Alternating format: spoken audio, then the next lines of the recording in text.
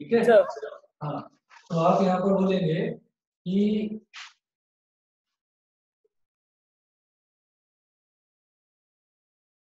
Sir exam में भी ऐसे क्वेश्चन आते हैं?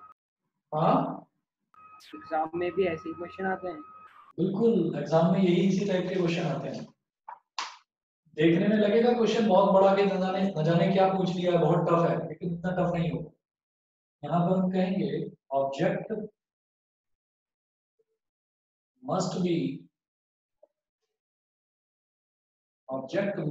placed at 2f dash to obtain a real inverted and same sized image। ठीक है।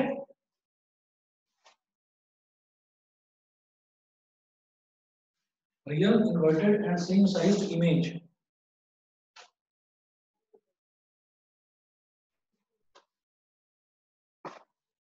अब इन्होंने ये पूछा है कि आप इसमें रे डायग्राम से भी इमेज फॉर्मेशन बताइएगा। तो draw the ray diagram to show the formation of image in this case. देखिएगा, ये हो गया हमारे पास convex lens,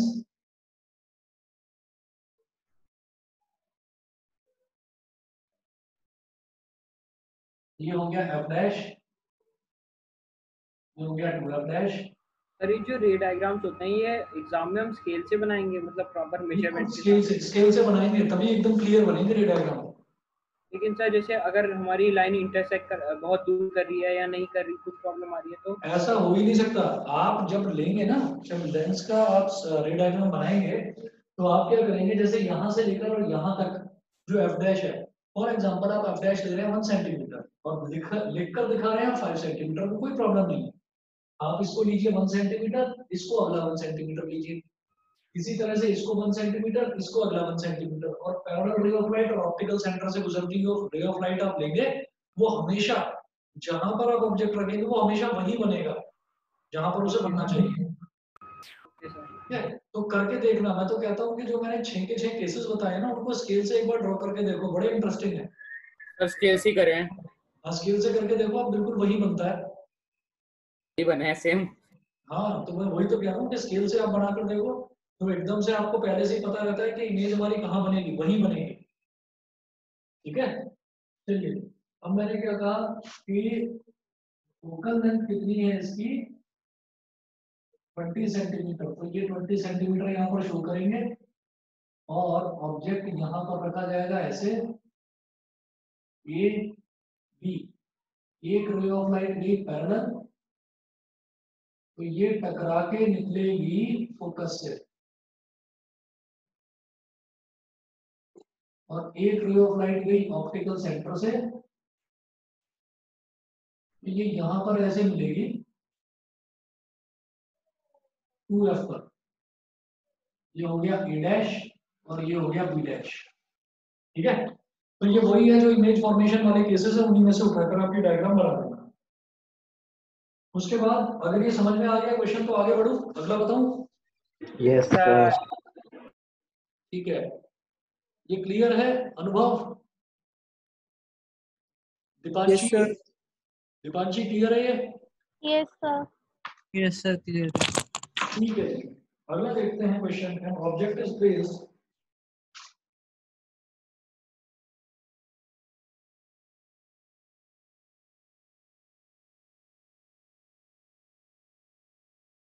an object is placed at the following distances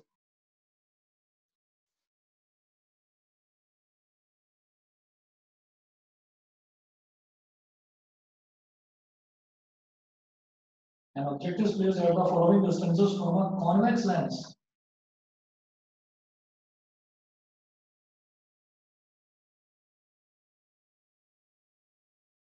from a convex lens of focal length from a convex lens of focal length 10 centimetre. ये है 8 centimetre,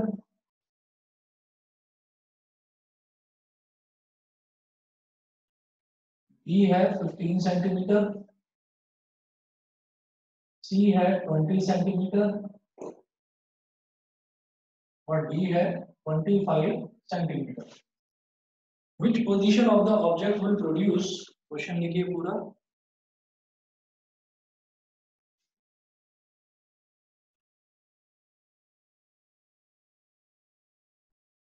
which position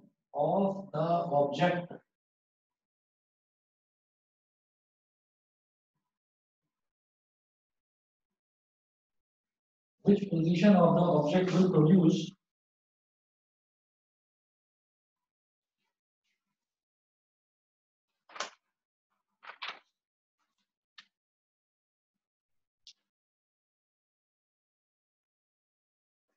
first है a diminished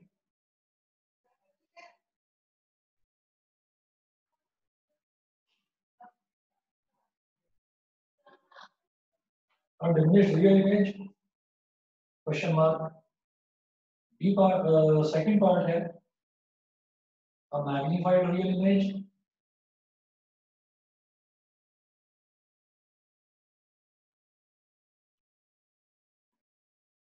third part है a magnified virtual image,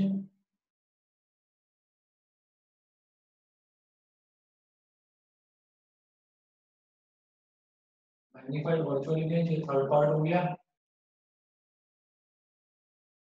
और fourth part है an image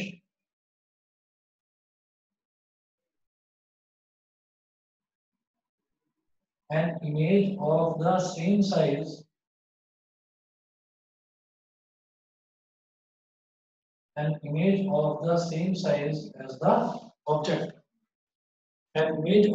size as the object, ठीक है। अब देखिएगा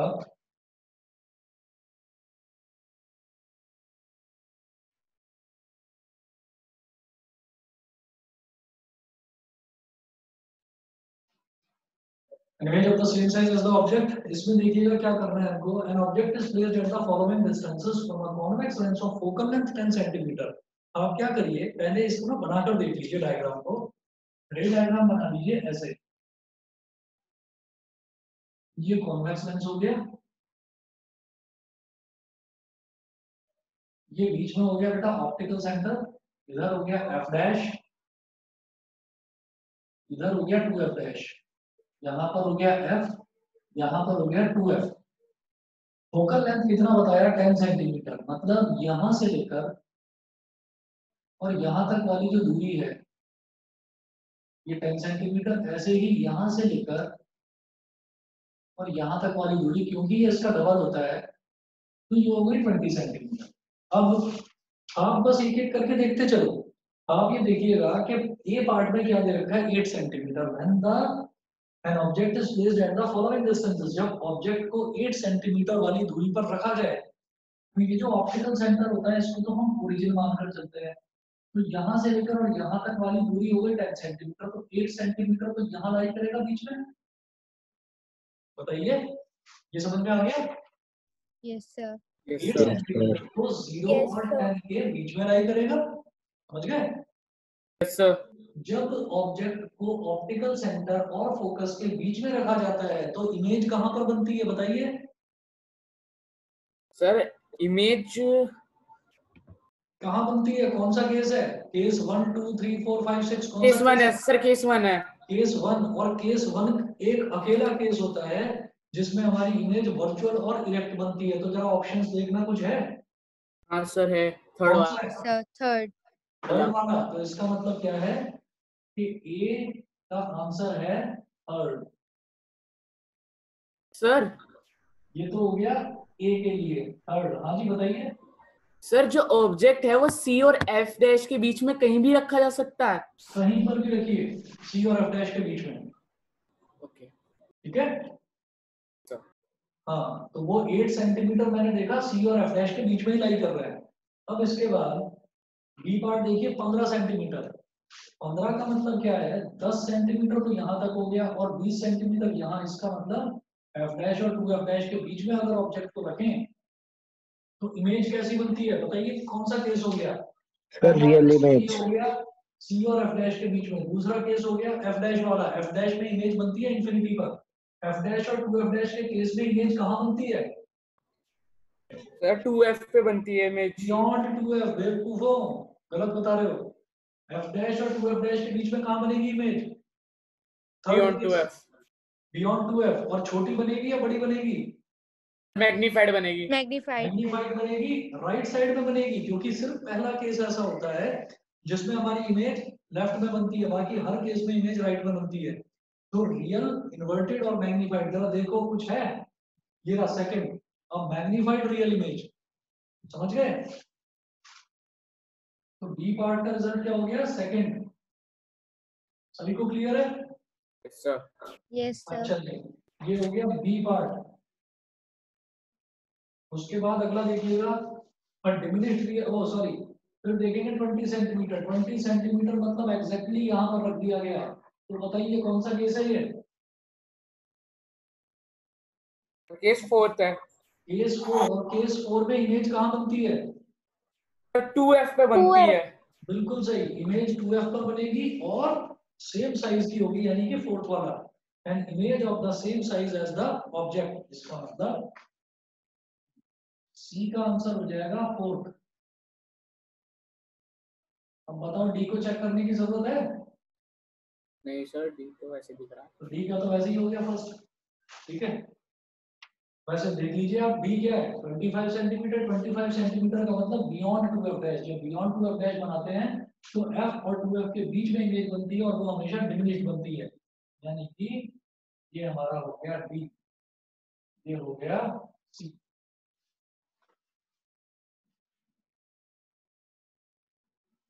बताइए ठीक है? Sir yes sir. Yes sir चलो जी, उसके बाद आप नोट करेंगे, ये मैं मिटा रहा हूँ इधर से।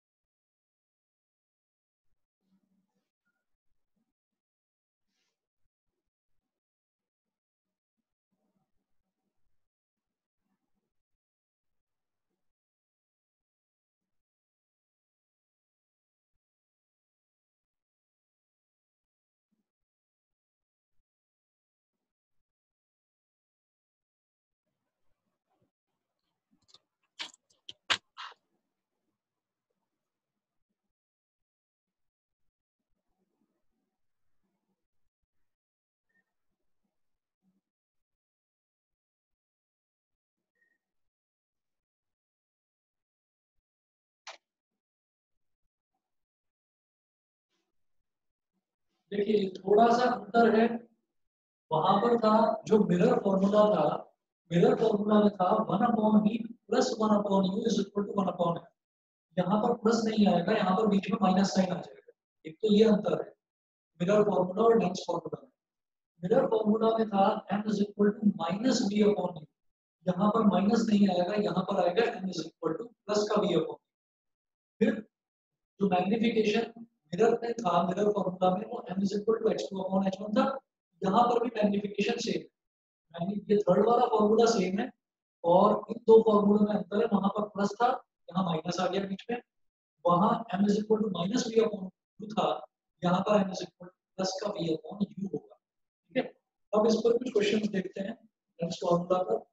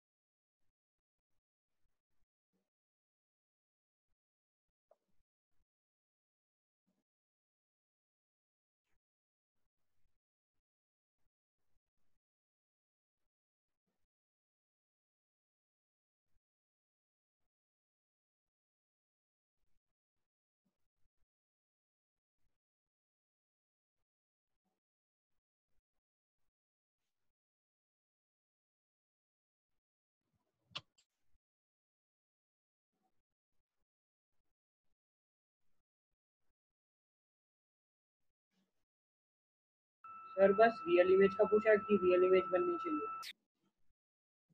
1 मिनट रुक जाइए बस।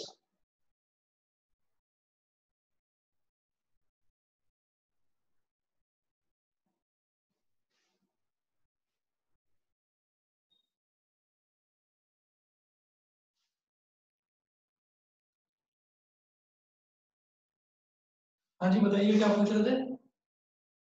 सर बस रियल इमेज के लिए पूछा कि रियल इमेज फॉर्म होनी चाहिए।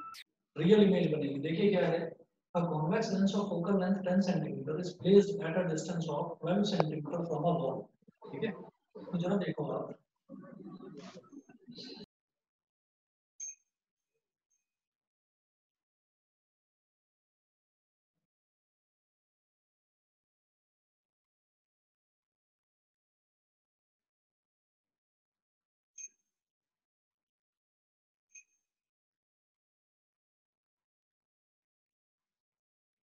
ये हमने कॉन्वेक्स लेंस बनाया और कॉन्वेक्स लेंस का ये हो गया बीच में ऑप्टिकल सेंटर, और इन्होंने बोला है convex lens of focal length 10 centimetre is placed at a distance of 12 centimetre from a wall. तो इधर कोई वॉल है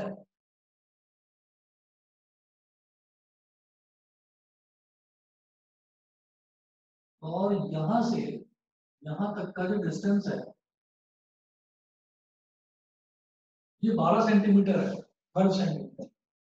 अब ये पूछ रहे हैं how far from the lens should an object be placed so as to form its real image on the wall. तो वॉल पर रियल इमेज बनानी है और हम ये जानते हैं कि रियल इमेज जो है वो हमेशा राइट हैंड साइड पर ही बनती है, इसलिए मैंने वॉल को राइट हैंड साइड पर बना लिया। ठीक है, any image which can be obtained an image which can be obtained on a screen is known as a real image. ठीक, तो अब आप ये देखिएगा कि वॉल जो है वो एक तरह से हमारी स्क्रीन हो गई और मुझे इस पर वो इमेज बनानी है। तो लेंस से वॉल तक का डिस्टेंस कितना है? 12 सेंटीमीटर। इसका मतलब जो v है वो प्लस 12 सेंटीमीटर हो गया। v हो गया प्लस 12 सेंटीमीटर। रीजन क्या है प्लस? क्यों? क्योंकि जो इमेज है वो राइट साइड में बन रही है, तो राइट साइड में जितना भी हम डिस्टेंस लेते हैं वो पॉजिटिव में ही लेते हैं, लेफ्ट साइड में जितना डिस्टेंस लेते हैं वो नेगेटिव में लेते हैं। बताइए इतना क्लियर है? Yes sir. Yes, sir. हाँ जी। और अब क्या है, फोकल लेंथ दे रखा है 10 सेंटीमीटर, ऑब्जेक्ट का डिस्टेंस बताना है और फोकल लेंथ प्लस 10 सेंटीमीटर। क्यों? क्योंकि कैपिटल एफ यहाँ पर होता है। ठीक, कॉन्वेक्स लेंस के केस में चाहे कॉन्वेक्स लेंस हो चाहे कॉन्वेक्स मिरर हो, दोनों ही केसेस में हमारी फोकल लेंथ पॉजिटिव होती है, और चाहे कॉनकेव लेंस हो चाहे कॉनकेव मिरर हो, दोनों ही केसेस में फोकल लेंथ नेगेटिव होती है। दोनों केसेस में कॉन्वेक्स के केस में फोकल लेंथ पॉजिटिव और कॉनकेव के केस में फोकल लेंथ नेगेटिव। तो जब मेरे पास v है u है, तो v है और f है, तो मैं u निकाल दूंगा by lens formula 1 upon v minus 1 upon u is equal to 1 upon f। तो 1 अपॉन v मतलब 1 upon 12 minus 1 upon u is equal to 1 upon 10 minus 1 upon u is equal to 1 upon 10, 1 upon 10 minus 1 upon 12, तो minus 1 upon u is equal to 10 और 12, इन दोनों का LCM कितना होता है? 60। तो 10 6 जा 60, 6 1 जा 6, माइनस 12 5 जा 60, 5 1 जा 5, तो माइनस 1 अपॉन यू हो गया 1 अपॉन 60। तो यहां से हम क्या बोलेंगे कि अगर रेसिप्रोकल कर देंगे इसका, तो बेटा minus u is equal to 60 आ गया, मतलब यू कितना आ गया? Minus 60 centimetre.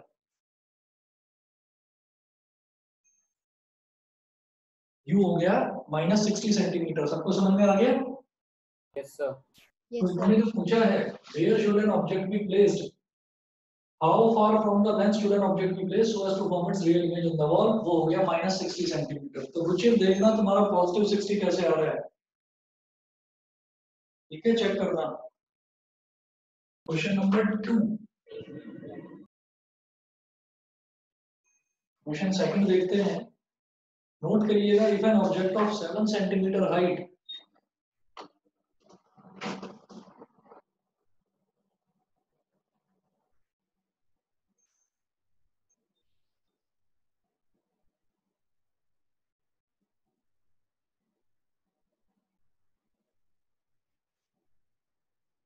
object of 7 centimeter height is placed at a distance of 12 centimeter.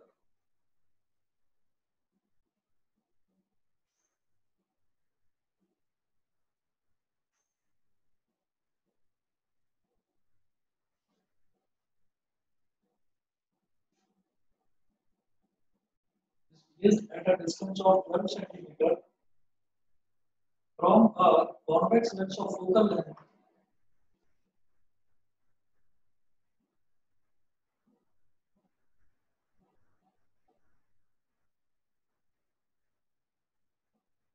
from a convex lens of focal length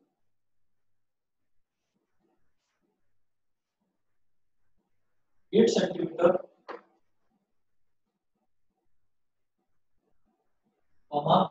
find the position, nature and height of the image.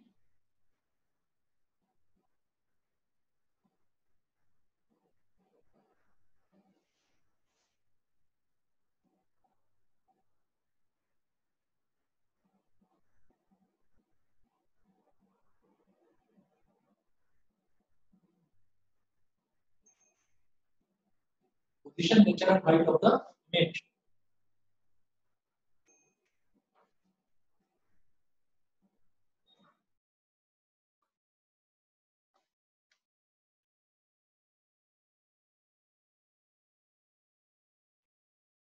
If an object of 7 centimeter height, देखिए object की height दे रखी है 7 centimetre, height of object में हमेशा लेता हूँ positive 7 centimetre हो गया h1 is placed at a distance of 12 centimeter from a convex lens.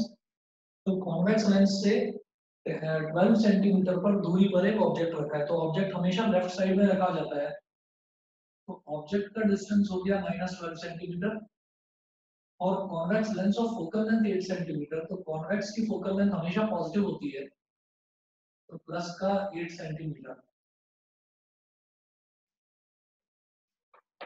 तो समझ में आ रहा है ये प्रांजल, रुचिर? Yes sir. क्लियर है? अनमोल? Yes sir. ठीक है, अब ये हो गया। ठीक है, find the position, nature and height of the image. तो इमेज की हाइट बताने के लिए पहले तो पोजीशन बताएंगे, तो हम कहेंगे बाई लेंस फॉर्मूला कि इमेज बनेगी कहां पर, तो इमेज की पोजीशन का मतलब v पूछ रहे हैं, वो v निकालने के लिए पूछ रहे हैं, तो by lens formula 1/v minus 1/u is equal to 1/f। ठीक है, तो 1/v minus 1/-12 is equal to 1/8। 1/v minus minus plus हो गया, 1/12 is equal to 1/8। 12 को उधर ले जाओ, 1/v is equal to 1/8 minus 1/12। 1/v is equal to 8 और 12 का एलसीएम हो जाएगा 24। 8 3 जा 24, 3 1 जा 3 minus 12 2 जा 24, 2 1 जा 2। 1/v is equal to 1/24। It implies that v is equal to 24 centimetre. बताइए, यहाँ तक समझ गए? Yes sir. नव्या बताइए। Yes sir. ठीक है, अब देखो v की वैल्यू 24 सेंटीमीटर आ गई। अब इस तरफ कर रहा हूं मैं, ये तो हो गया पोजीशन ऑफ इमेज।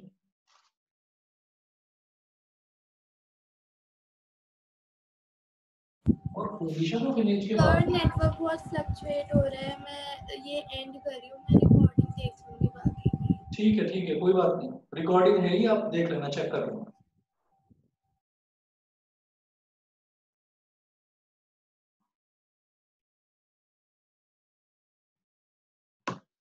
अब देखिएगा v की वैल्यू ये आ गई। अब ये पूछ रहे हैं, तो पोजीशन हो गई, फिर पूछ रहे हैं nature and height of the image. तो v 24, इसका मतलब क्या है कि पॉजिटिव में आ रहा है। पॉजिटिव मतलब हमारी जो इमेज है वो राइट साइड में बन रही है, तो जब भी इमेज राइट साइड में बनती है तो वो रियल और इन्वर्टेड बनती है। ठीक है, अच्छा, और जो ऑब्जेक्ट है वो दे रखा है -12 सेंटीमीटर। तो आप इसमें डायग्राम बनाएंगे।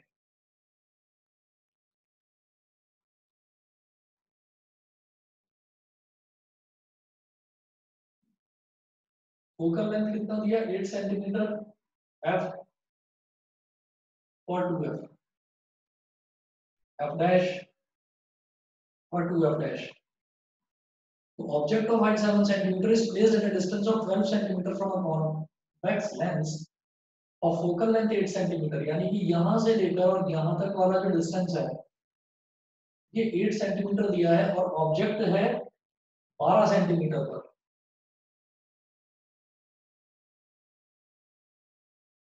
मतलब u है -12 सेंटीमीटर। तो अब आप खुद समझ जाइए कि u -12 सेंटीमीटर है तो 8 तो यहां तक हो गया, तो इससे जरा सा आगे इस तरफ हो जाएगा आपका 12। तो 8 सेंटीमीटर यहाँ तो 12 यहाँ पर हो गया। तो ऑब्जेक्ट मेरा कहाँ रखा है f डैश और 2f डैश के बीच में। और जब ऑब्जेक्ट f डैश और 2f डैश के बीच में रखा जाता है तो इमेज कहाँ बनती है बताइए।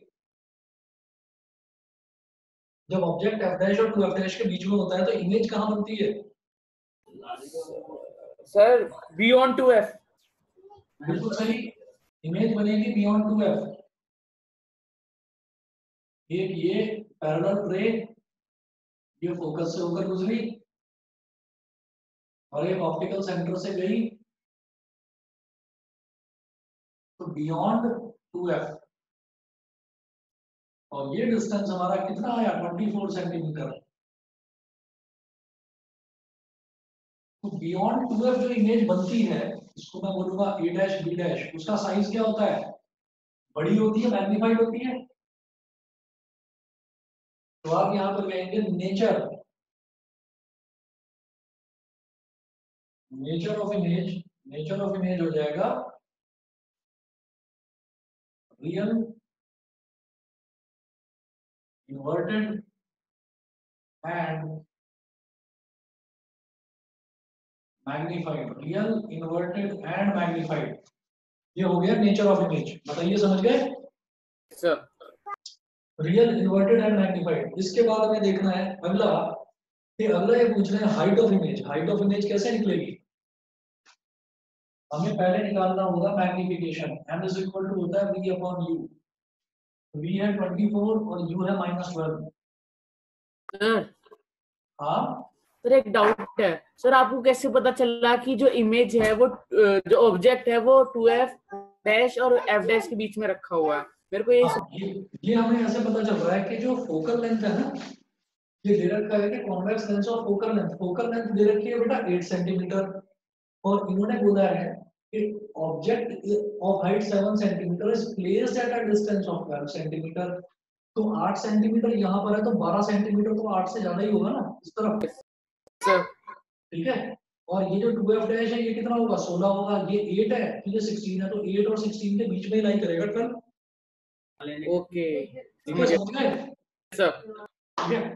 चलो जी अगला देखते हैं 24 अपॉन -12। 24 अपॉन -12 क्या हो जाएगा 2 1 जा 2 2 जा 4, तो मैग्निफिकेशन आ गया -2। ठीक है ओके सर।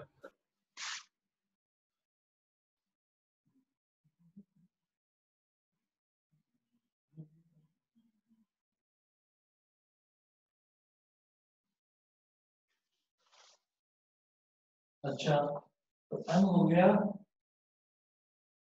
-2। हम लिखेंगे ऑल्सो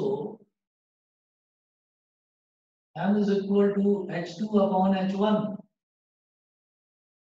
तो m की वैल्यू है -2, h2 upon height of image कितनी है 7 सेंटीमीटर,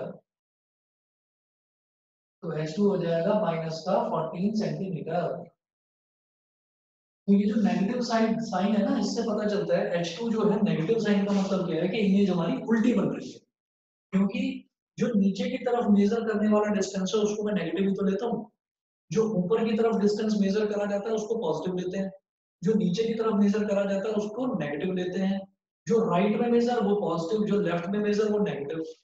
तो बताइए हाइट ऑफ इमेज क्लियर हो गई -14 सेंटीमीटर। सर ठीक है सर हमेशा H2 की वैल्यू माइनस में ही आएगी? नहीं, हमेशा H2 की वैल्यू माइनस में नहीं आएगी। एक पहला केस होता है जिसमें वर्चुअल और डायरेक्ट बनती है इमेज, उस हाँ केस सर। में H2 की वैल्यू पॉजिटिव में आएगी। ओके। मतलब जहां भी इमेज हमारी वर्चुअल एंड डायरेक्ट है वहां पर H2 पॉजिटिव आएगी, और जहां पर भी इमेज हमारी रियल एंड इन्वर्टेड है, जब इमेज उल्टी है तो H2 भी नेगेटिव ही आएगा। समझ गए? Okay sir. चलो जी, इसके बाद अगला लिखेंगे आप, rules for obtaining images formed bye concave lenses.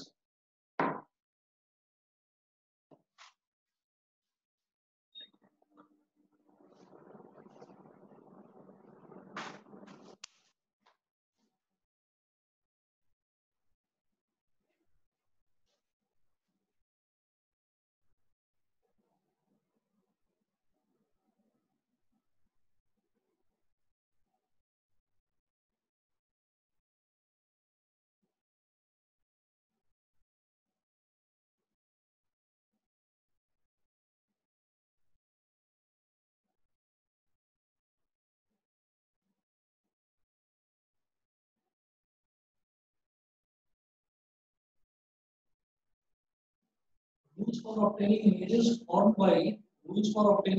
formed by concave lenses। ठीक है, अब इसमें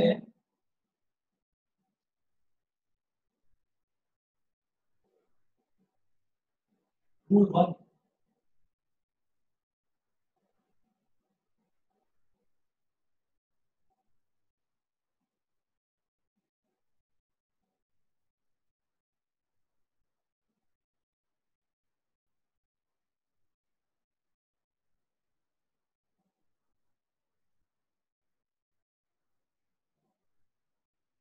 ये कॉन्केव लेंस की आपने वर्टिकल एक्सिस बना ली, और ये हो गई कॉन्केव लेंस की principal axis.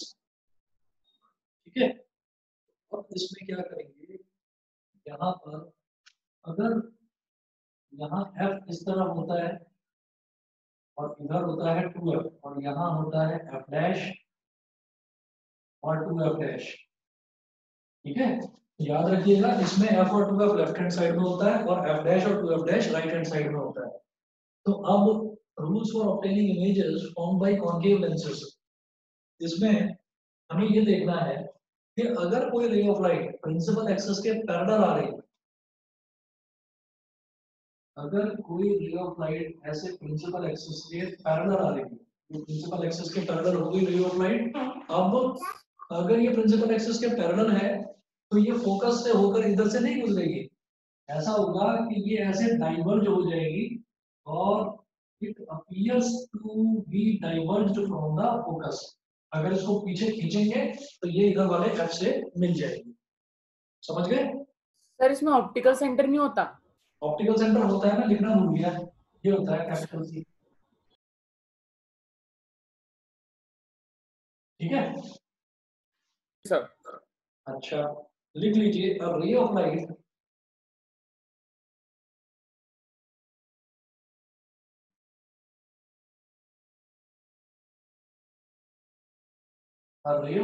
which is parallel to the principal axis, a ray of light which is parallel to the principal axis appears to be coming from the focus. Appears to be coming from the focus. समझ में आ गया? Sir. अब rule number 2,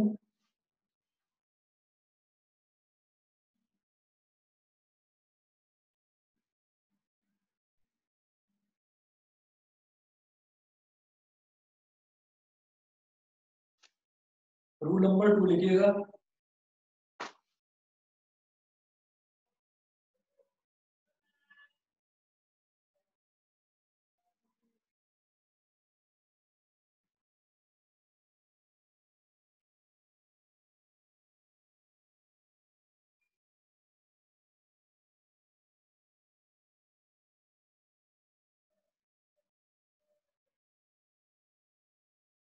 ये बीच वाला point हो गया optical centre, और फिर से वही है, जैसा कि कॉन्वेक्स लेंस में था ऐसा ही यहाँ पर कॉन्केव लेंस में है, वो सेम है कि अगर कोई ray of light optical centre पर स्ट्राइक करती है तो वो एग्जैक्टली स्ट्रेट पास थ्रू कर जाती है।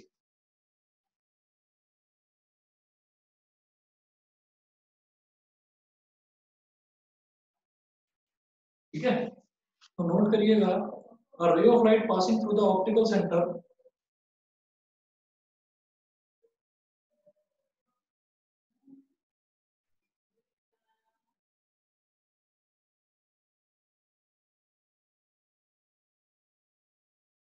a ray of light passing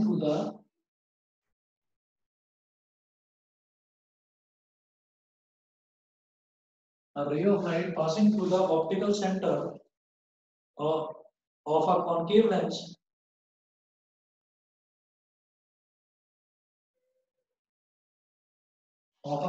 lens goes straight after passing through the lens. Goes straight after passing through the lens. Lens से जब पास होता है तो वो स्ट्रेट ही निकल जाता है।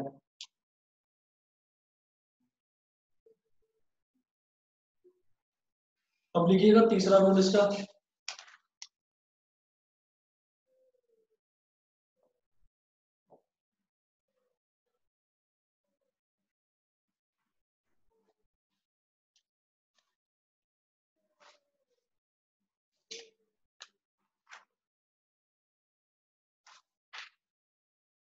अब देखिएगा रूल नंबर 3।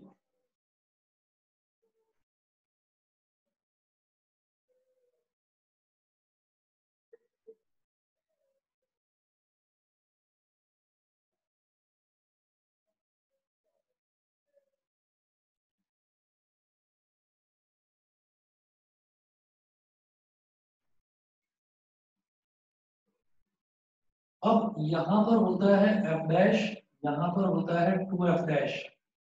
कार्तिक,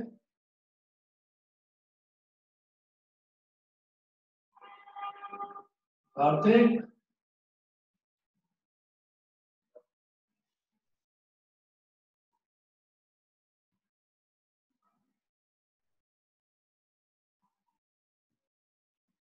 कार्तिक है ऑनलाइन? नहीं,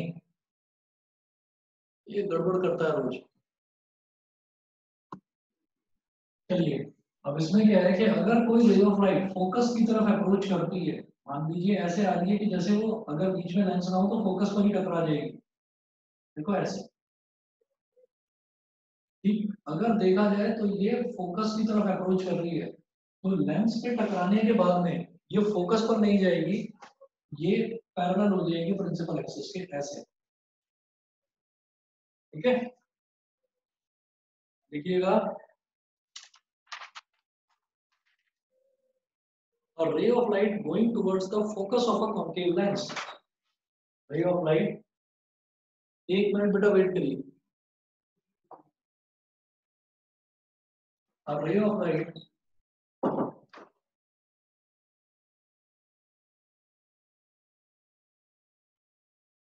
going towards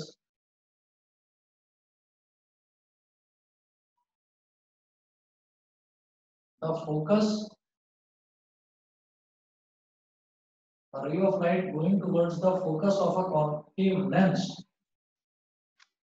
a ray of light going towards the focus of a concave lens becomes parallel to its principal axis, becomes parallel to its principal axis